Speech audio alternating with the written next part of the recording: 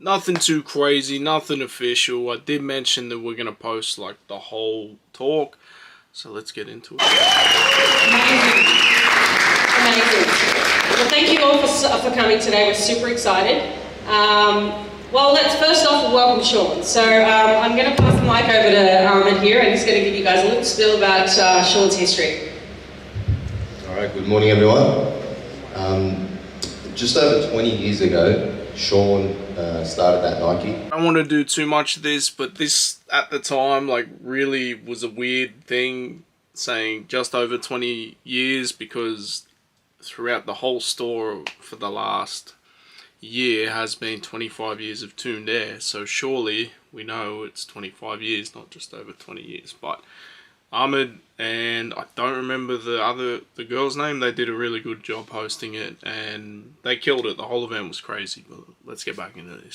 And one of his first projects was the Nike Skysole, and which later became the TN that we know today.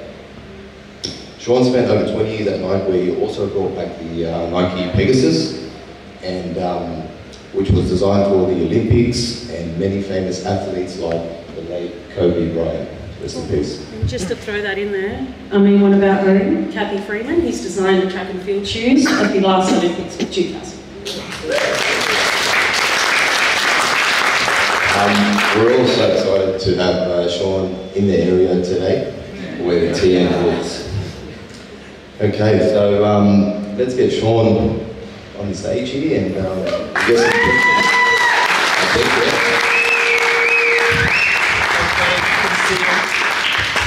Okay guys, so just some general housekeeping rules. We're going to ask a few questions and then we're going to throw it over to the crowd towards the end. So we'll take a seat now. Thank you guys for having me. Thank you for showing up. Great to see you all. Thank you, Sean. So there is a massive link between Foot Locker and Nike and the TN, which is why it's still exclusive. Can you explain some of the background on what Foot Locker's brief was? Sure. I mean, I think the backstory is so interesting from my perspective, and I'll maybe give you like a couple of highlights along the way. But I worked at New Balance as a footwear designer for several years. And then I got hired by Nike, and it was sort of like this amazing dream come true. So I walk in the door, and this is the very first project. They said, hey, we've got a Tuned Air shoe. We need to do it for Foot Locker. It's exclusive for Foot Locker. We've had 2 other designers working on it, and they haven't really come up with anything that we like so far. Can you come up with something? And this was my only thing that I did, the only project that I had. So I just completely immersed myself and did hundreds and hundreds and hundreds of sketches. And eventually we got to what we know is the kind of final shoe today. But it took a little while. So the brief from Foot Locker was, we need something amazing, basically to highlight this new Tuned Air technology that Foot Locker had actually developed before partnering with Nike. And we can get into those details later. Sean, what were your Sean, what were your non-TN career projects highlights at Nike? Yeah, so we can go through it. We talked a little bit about Kathy Freeman. I mean, I've worked with a lot of amazing athletes over the years. That's really been a lot of my passion, is working on performance and designing something that looks amazing but actually functions incredibly well. So you mentioned I was creative director for the Olympics in Beijing. That was an absolutely outrageous assignment, absolutely fabulous. So I got to work with athletes from all over the world in all 28 sports in the Olympics, footwear and apparel. I brought back the Nike Pegasus. That was a shoe that I grew up running in. I was a runner my whole life. I ran all the way through college. And so bringing that back was something that really meant a lot to me. I worked on the Vapor Max, which you might know. I was creative director of Nike Running for quite a long time. So I did footwear and apparel for Nike Running. Yeah, we can get into some of the details. I worked with Kobe Bryant on the Hyperdunk. That was pretty amazing experience. So yeah. So I don't know if you know this, but the TN is a huge part here in Bankstown. Like it is definitely this is the stopping. This is the heartbeat right here. That's right. This is, I know. This is why I had to come. So knowing that, knowing how much the TN means, I mean, here and across the world, what does that mean to you? Oh, it's amazing. It's special. Yeah. I mean, you don't think, so you gotta like put yourself, I have a 27-year-old kid sitting in a cube, hired by Nike to do my dream job. And, they give me a project like this. You don't really think that it's gonna survive 25 years. You don't really think that you're gonna have a cultural connection or a group of people that really love the shoe, much less love it for this long. So that's why, from my perspective, this is absolutely another dream come true to come here and meet all of you and see really like this is the heartbeat of TN country right here.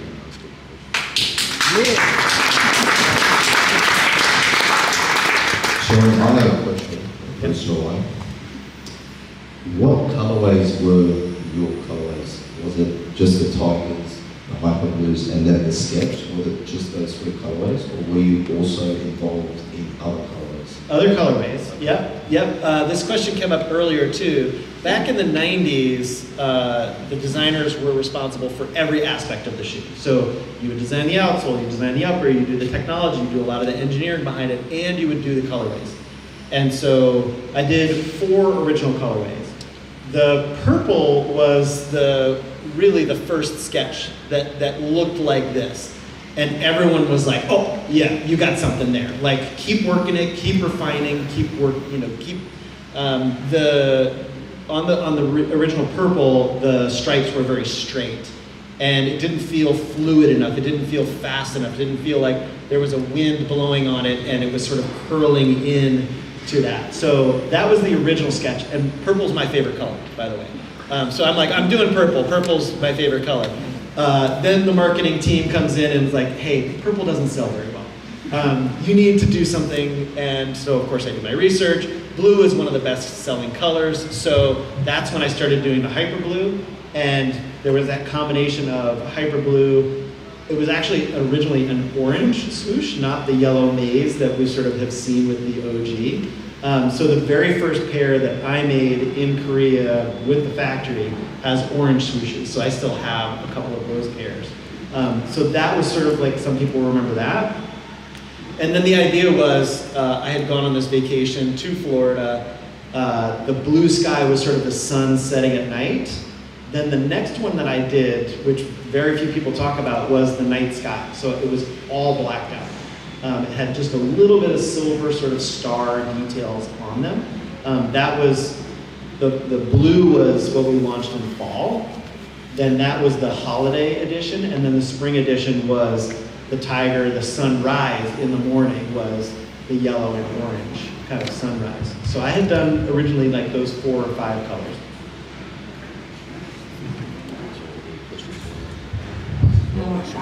I literally just read that in the book this morning, so I was just like, you've answered my question. So I am actually going to throw this one to the crowd. Emma is going to come and help move the mics. So has anyone got any questions for Sean here? And I absolutely love questions, so no one feel ever embarrassed about asking a question. You were just talking about you've got those at home. What other stuff do you have in your collection?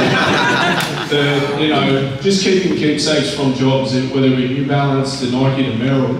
Like, what else have you got in the collection that we'd be like, wow, that's crazy? Yeah, so we have to talk to my wife a little bit about this. I have a problem. It is thousands of shoes up in the attic. So I'm a sample size 9, so almost everything that I have designed, I have kept at least 1, sometimes 5 pairs of shoes of the things that I have designed. Almost every colorway. I have all of the Olympic collection. I have all of the Nike running collection when I was creative director there. I worked at Converse for many years, so I have a lot of the Converse work that I've done. I haven't really talked about this, but I worked with Virgil Abloh on the 10 collection. So I have a pair of those signed by Virgil before he passed away. So it's a big collection. It's kind of embarrassing. So whoever is like getting a hard time about your collection at home, mine's way worse. The other question I had was, in more recent times, we're seeing a lot of like high-end running shoes from like those 2000s, 90s era, now like getting a second life in casual shoes. Is that something that you foresaw in your time when you're designing stuff, or is it just, you just caught up in the moment?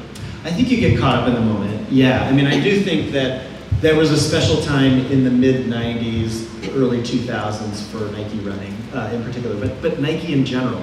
There was sort of this go for it culture. You know, just give it a shot, give it a try. Something crazy like this, you know, people, they just let it go. You know, what's the worst that can happen? Let's give it a shot. I think now, over the years, you know, companies get older, they get more mature, they get more risk averse, they get a little scared. So it's harder to sort of like really go wild and crazy. Awesome. There was another hand I could see around this area. Fantastic.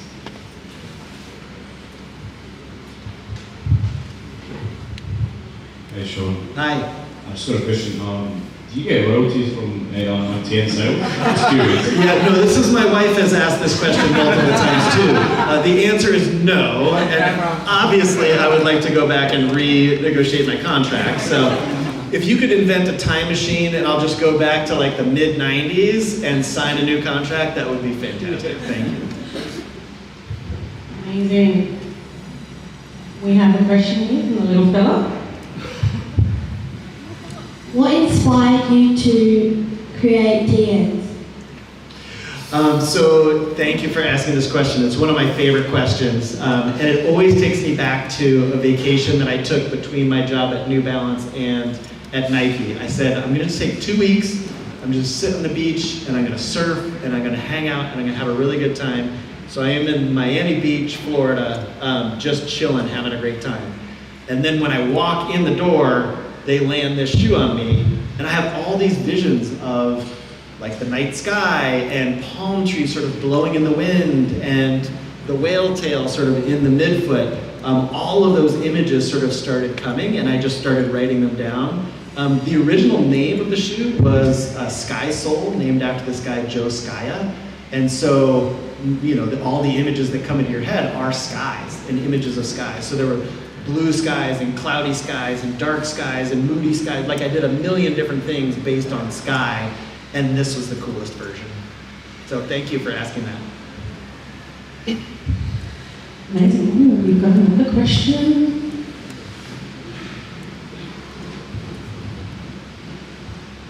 Hey, how you going? Hi. Well, coming from America and knowing that there's a massive following in Australia, France, Britain, all over the place, but having a stigma attached during the 90s, early 2000s and stuff, and now evolving into something quite fashion statement, and young kids are actually wearing them that aren't about that.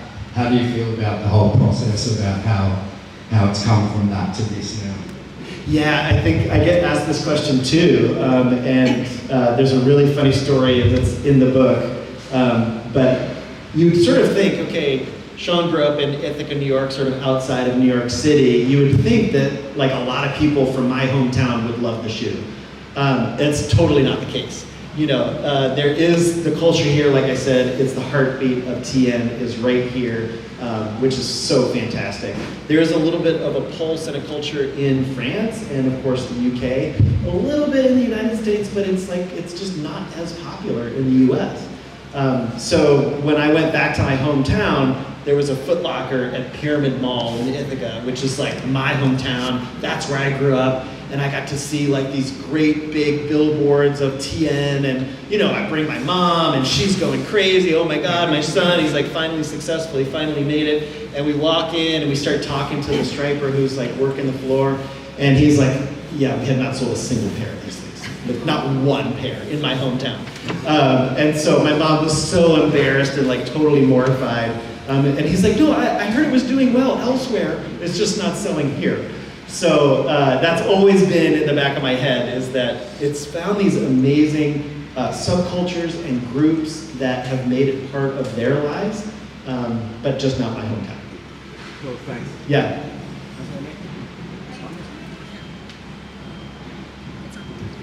as well. What's your thoughts on the shoe actually being banned from venues, certain venues? Tell me about this. So this is news to me. Well, especially where I'm from, West Sydney, some pubs and clubs will not let you in their team at all. Because you guys are rebel rousers? I guess so. Yeah, this is news to me. I mean, I'm a little bit annoyed. It's been like that for maybe A couple of years. yeah, 5 months. No, if not longer. Longer, yeah. If you're wearing them, they say, the bouncer says, no, can't come in. Maybe. Wow. Discrimination. All right, it is discrimination. I think I should like go talk to the government. Come back to West Sydney. Sean for man. They're going to thank us because the old heads are the ones that carried it through. Yeah, yeah. No, I mean, you guys have done an amazing job. I mean, 25 years. And you sort of think about it going from generation to generation, right? Like younger kids, we saw here earlier, you know, some 5-year-old kids that are getting, it becomes part of their life too. And it's very rare that a shoe transcends more than a couple of years, right? Yeah. Hey there, Sean. You touched on them before, like the icon is so iconic, but yet there's so many different names, and it was always confusing as a kid, like what does TAN stand for and why there's so many different names and why is it never like explained? Yeah, let's talk about that. So the inventor of the technology was Joe Skaya. Skaya was his name. And he came to Foot Locker in the early 90s and said, I have a new technology and it can compete with Nike Air. There's these tuned hemispheres, so little plastic hemispheres that are opposing from one another, and it gives you a cushioning sensation. And so Foot Locker's like, this is great. We're gonna come out with our own signature shoe. Well, it took a while, and what you may not realize if you're outside of the culture is making shoes is really freaking hard. And so Foot Locker got to the point where they said, maybe we just partner with Nike. Nike seems to be pretty good at making shoes. Let's partner. We'll give you exclusive access to Joe Skaya's technology, the Sky Sole, and you can create something. And so 2 designers had worked on it before I came on board for months, like I think 12 months they had been working together on something. And it just felt like I was like, it's not right, it's not good enough, it's not strong enough. And so I walk in the door, I have something called Sky Sole, and I start sketching. Pretty quickly, the concept of Sky Sole was you could change the hemispheres based on your body weight. So if you're really lightweight, you go really thin on the hemispheres and you get a soft, squishy ride. And if you're a little bit heavier, you go a little thicker and you get a firmer, kind of more stable ride. So that was the whole concept. And trying to figure out a way of changing out the hemispheres was really, really difficult. That's what Foot Locker had sort of struggled with, but Nike started struggling with it as well. So we had labeled it tuned air because you could tune the hemispheres until we got to the point where we realized, actually we can't tune the hemispheres. We will tune them ahead of time. So we do the same, it's thinner for smaller sizes, 5, 6, 7s, and it's heavier, thicker gauge for the heavier weights. But you as an individual couldn't tune it and customize it for yourself. So tuned air came along, and you notice the TN logo, right? That's like the most famous part. That came from the brand marketing team was working on a whole series. So they did Zoom Air at the time, ZM, Max Air at the time, MX, Air, and then Tuned Air, and ZM, Zoom as well. So each one of those had its own little icon, and it all comes from the periodic chart, right? So if you studied chemistry sort of growing up, that, a carbon molecule with kind of the orbiting nucleus going around, that was the concept. And each one had a different shape. So Zoom Air, I think, had a diamond, and Max Air, I think actually was the diamond. Zoom Air was like an oval. So anyway, that's where it came from. So the TN, and then it doesn't say, I called it Max Air growing up. It was the Air Max Plus. So the whole time that we were like building it was the Air Max Plus. But people would see the shoe, or they'd see it on streets. The only thing that you can sort of see is the TN on the back. So everybody, the whole culture just started calling it TN. And I would say more people call it TN now than a Max Plus one.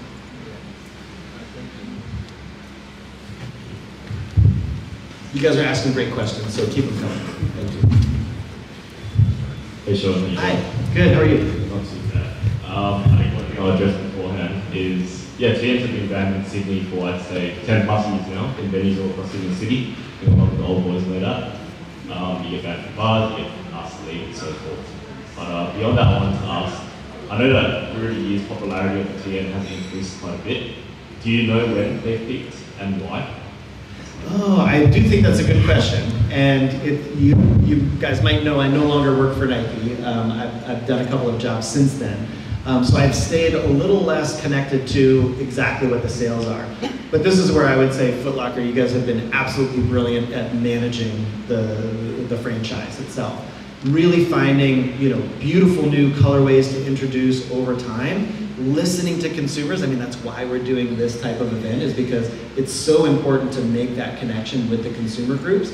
And then manage the inventory and just not flood the market. I mean, think about how many people they get addicted to something and then they flood the market, and then there's too much of it, and then you get bored of it, it gets stale, everyone has it, and their grandmother has it, and now you're seeing it, at these geriatric homes. Foot Locker's done a really nice job of managing it from start to finish. So I wanted to ask you why the recent pairs have been selling out and why there's so much demand now in comparison to, let's say, the early 2000s. Yeah, again, I think it's been really managed incredibly well. So it's trying to find that perfect balance of what are consumers asking for, what are they looking for, and have the right amount so that you're not having too many and maybe they have to go on sale, or you have not enough to satiate the community. Right, so early 2000s already went on sale, right, as you probably know.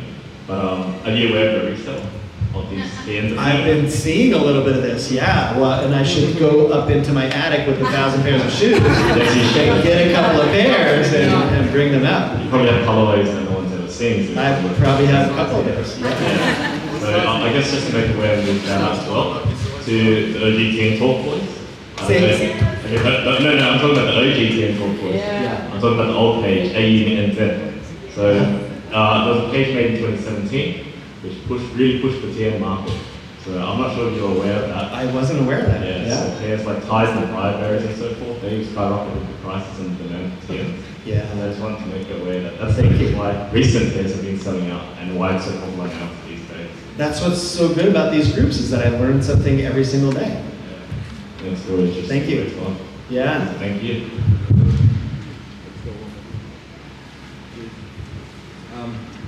Hello. I've got one more question. With the TN1, there's TN2s and TN3s. Yep. Now, I just wanted to know, did you have any input on any of those? Not really. So I did the first one, and it was popular and people liked it. And so I started getting put on some big projects. Since it was a Foot Locker exclusive, there was a special makeups team that worked specifically on that. So that team sort of took over after I launched. And they tried with the 2 and the 3 to keep a very similar formula, right? You can see the TPU welds, you can see sort of maximizing the tuned air, a lot of fades, yeah.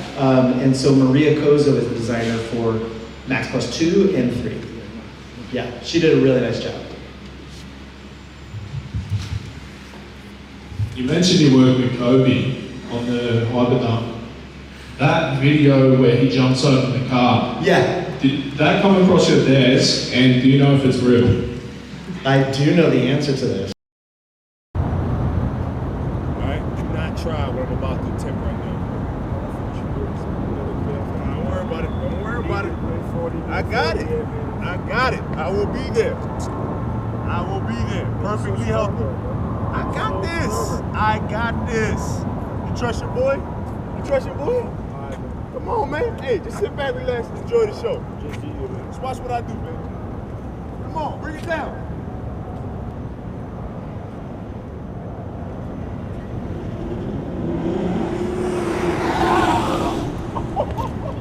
I told you.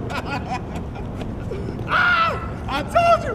Yeah. Am I gonna like crush people's theories if I like? It's totally fake. But what an amazing job, huh? Yeah. So the brand marketing team did it. I saw it before it was launched, and absolutely love that commercial. Absolutely amazing. Yeah, and there's a couple of fakes that came around that same time. I mean, you sort of saw this like handheld camera. YouTube started becoming more and more popular, so that style came in. There's a famous one with Ronaldo sort of juggling and then hitting it off the crossbar to himself. It's the same group that worked on both of those. So, yeah. You also touched on Virgil Abloh, RIP to Virgil. You worked on the first 10, you said? Yep. Was there any, with your background being with the TM, was there any talks of potentially an off-white TM? Yeah, it never came up. Yeah, with Virgil. We did the Vapor Max, which he loved, and we started this conversation. I showed him a whole bucket full of things that I had worked on in the past, and he really gravitated towards the Lunar Racer, which was one of the shoes that I'd done for the 2008 Olympics. It's got a clear mesh on it, so you can see directly through the shoe. And he was like, that's it, that's what we're doing. It's gonna be clear. And like the vision to immediately see something and then say, I can take that and I can do something with it was amazing to me. And I've never met a better creative director in my life to find like what is unique and special about something and then maximize it. So he's like, everything's clear. We're gonna do everything clear. So we did the Chuck Taylor completely clear.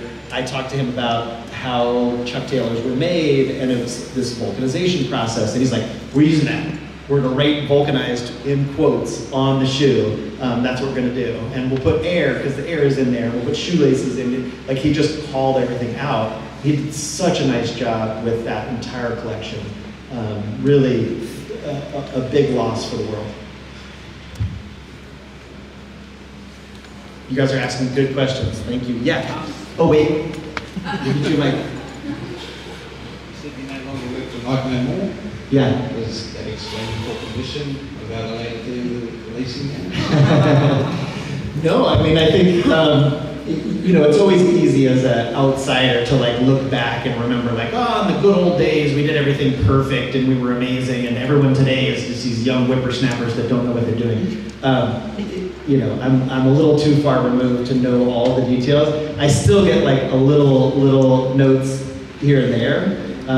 And even coming on this trip, I let the Nike team know, hey, I'm coming, and they were all incredibly supportive. So yeah, it's good.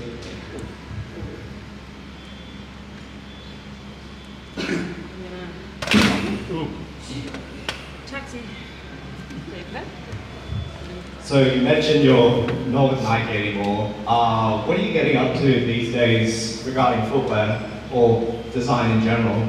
Oh, so not footwear. So this is also big news for me. I'm excited to, I'm Senior Vice President of Design and Innovation for Miller Knoll, which is a furniture company. So I have switched everything over to doing furniture.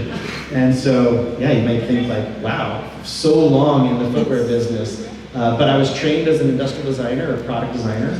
I love doing product designs. I love solving complicated problems and doing new things. And truthfully, I was getting tired and burnt out. I think you do the same thing for 25 years with my time at Nike and New Balance, and it just felt like I was on this hamster wheel doing the same thing over and over and over again. So it's really nice to try something very different. It's awesome. I'm sure you've seen some of those people who have used TN as a design for their cars and their furniture as well.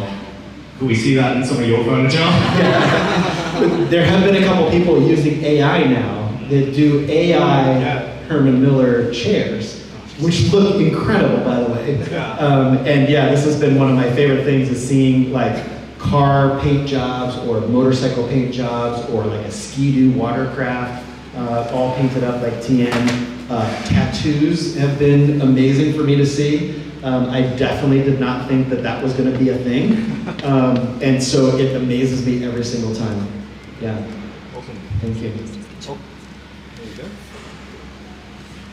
Hey Sean, thanks for coming out today. Great to see you. Just a question I've got is, when you're about to release one of your products, like one of your designs, could you just talk through like how you feel in terms of maybe a combination of excitement and anxiety?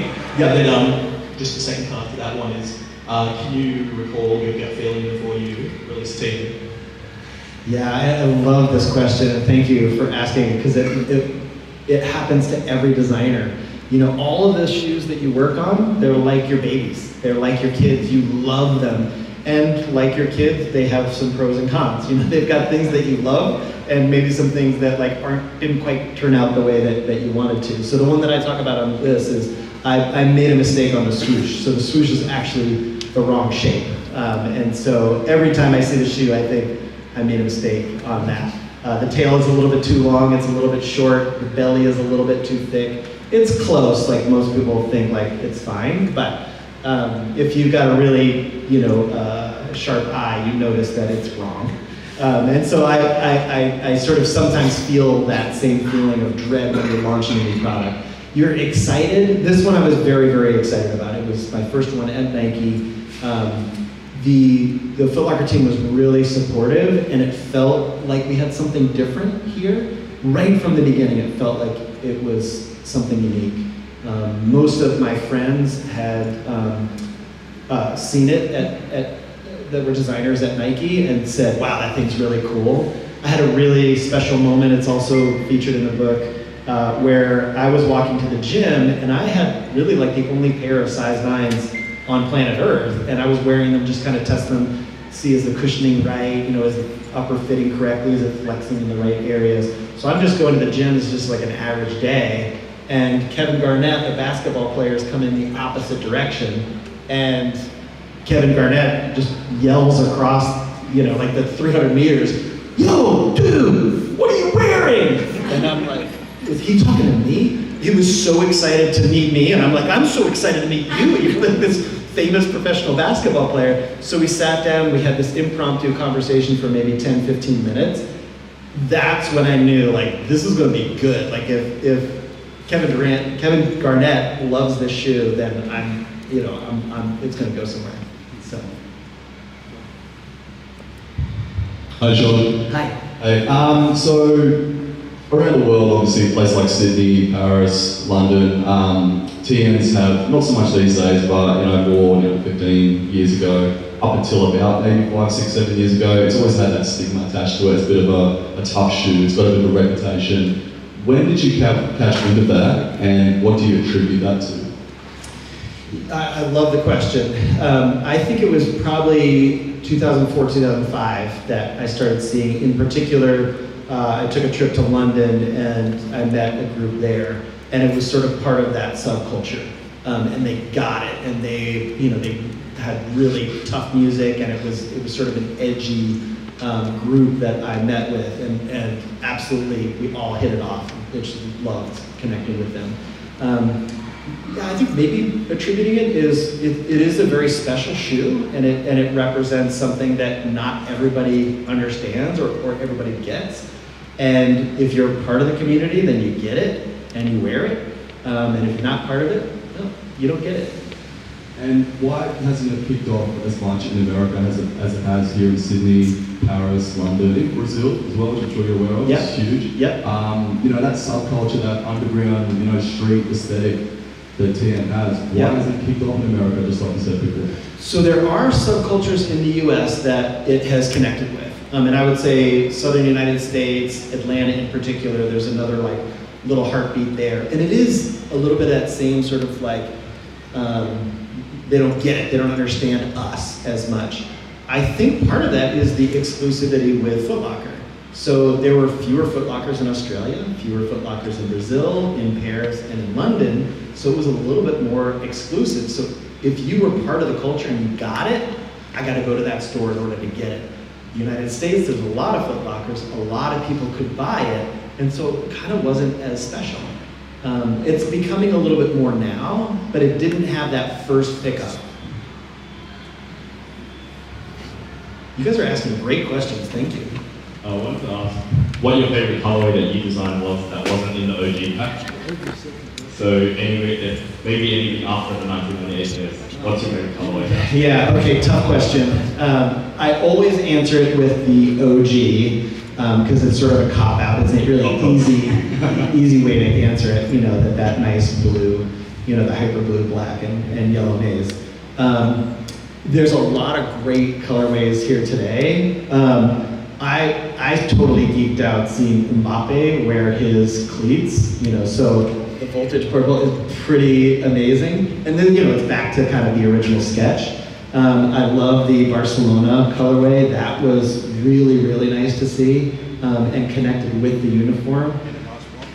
Beautiful box, yeah. So, I don't know, it's probably a really difficult question to get asked. Here's what I love most, is that in many ways, it's like a blank canvas. You can create a lot of different personalities and a lot of different colorways that look gorgeous and spectacular, but also really different from one another. The camo is another really excellent one. I never would have come up with that, wasn't part of the original vision. So that always makes me happy when you see something that wasn't part of the original plan. Were you part of the design for the two-face type of designs? You know what I mean by the two-face designs? No, I didn't have anything to do with it. That kind of two-face is something that has a different vein fade on the inside than to the outside. Yeah. Or a different mesh fade from the in and out. Yep. I don't know if you've seen any of those pairs. I have, right? Yeah, I didn't have anything to do with it, but I did do that same theory in the Olympics with a couple of the shoes where it looked like when you were running around the track, you'd have one shoe on your medial side and one on your lateral side. Yeah, it's really cool.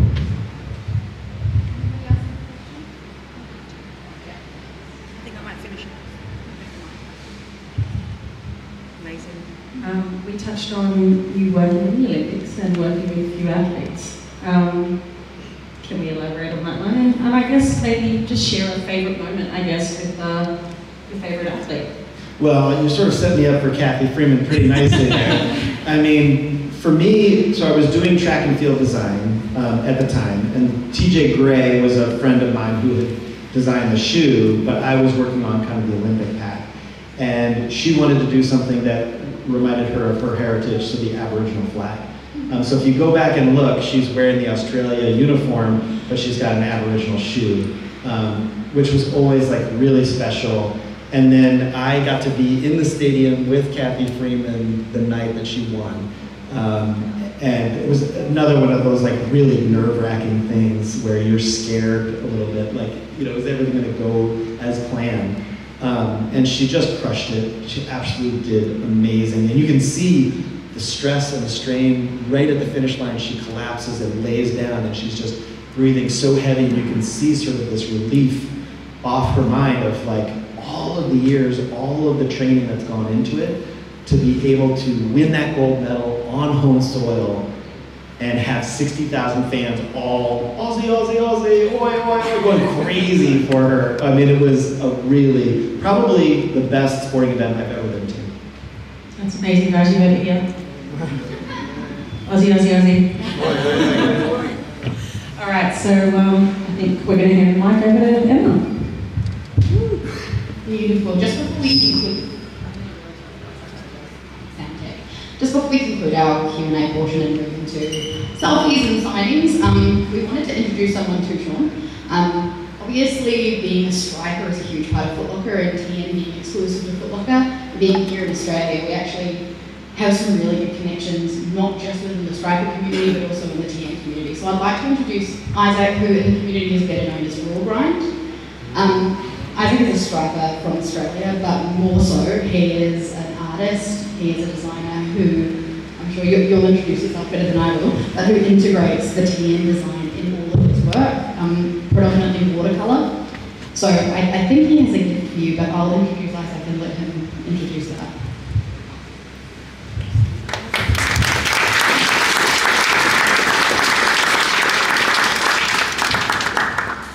Hello.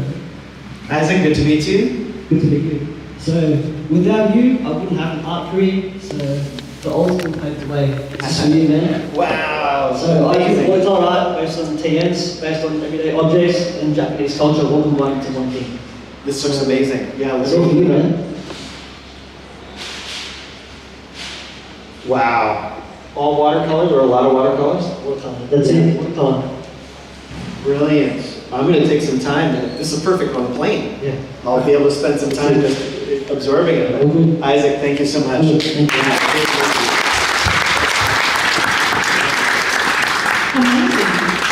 Thank you so much, Sean. I feel like How do you guys think that went?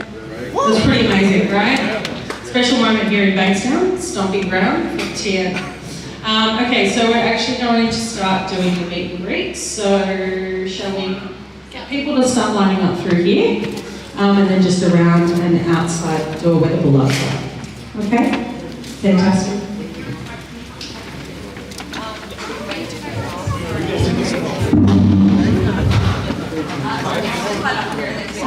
I love to nerd out on these type of things, the industry stories behind the scenes. Like, a lot of what I watch nowadays of things I like is more about behind the scenes sort of stories and everything like that. Hearing, you know, the initial sketches and everything, and then he was told that, you know, even though purple was his favorite color, purple didn't sell that well, so they went with the blue, but then he included the purple anyway. You can see on the paper that comes with the 25-year anniversary pair, like all those little notes that he'd mentioned. I knew that the TN had been initially designed by Foot Locker because when I was working in retail, I did a training night with Nike. I was running the footwear section at the time in the store that I worked at. And it was mainly around football boots, but I just felt like asking them, like, hey, everyone's asking us for TNs. I wear TNs myself. I'm like, how come we can't get them here? They told us at the time because Foot Locker helped design them. Sean couldn't have been any more gracious with his time. I felt like he would have sat there for another hour or so answering questions, and we would have sat there and listened. Honestly, if I had time to do so, I would have travelled up to Brisbane to do it. Posting this is for anyone that couldn't make it, any other states that really wanted to but couldn't. I did actually ask a couple of questions when I was talking to him as well. I'd mentioned about, you know, the famous basketball player wearing the TNs and everything. He mentioned KG, mentioned Kobe and everything like that. And then, you know, he was blown away by that, seeing the images. And then I also pressed on that. He was working pretty close with the American basketball team, which was Carmelo Anthony, LeBron, Kobe, like all these young players coming up. And was that the Redeem Team time? I think it might have been. I think it might have been the Redeem Team time. So like all those young and future legends. It's crazy. But man, me personally, I'm going straight to YouTube looking for other like interviews and everything to like hear more stories because he's got a million of them. I hope one day that I can go to his house and see all these shoes, and maybe I might leave with a gift. I'm not a sample size 9, but I can make it work. But this has been another episode of Creased Heat. This is a special one, nothing too fancy, whatever. I did try and overlay some stuff so you get a little bit more of an idea of what he's talking about with certain things, but I just want to kind of leave it as it was. Let me know in the comments, did you learn anything? Did you enjoy this? Let me know. Peace.